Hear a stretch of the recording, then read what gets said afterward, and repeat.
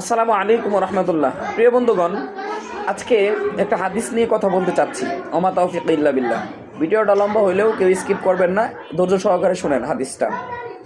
তো প্রিয় ভাইয়ের আমার, আমরা তো সচরাচর এটাই জানি বা এটাই করে আসছি যে ইমাম সাহেব যদি নামাজের মধ্যে ভুল করেন, যেমন নাকি তৃতীয় রাকাতে নামাজের সময় দাঁড়ানোর সময় তিনি বইসা গেলেন, অর্থাৎ ভুল করলেন।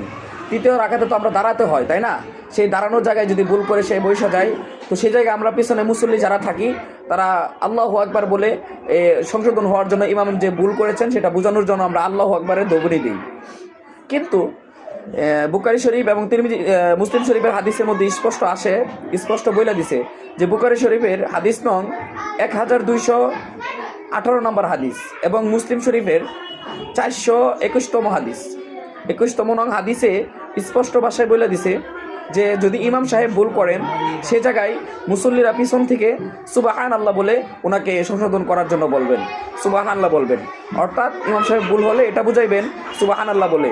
সুবহান আল্লাহ শব্দের অর্থ হচ্ছে আল্লাহ তাআলা পবিত্র, আল্লাহ পবিত্র।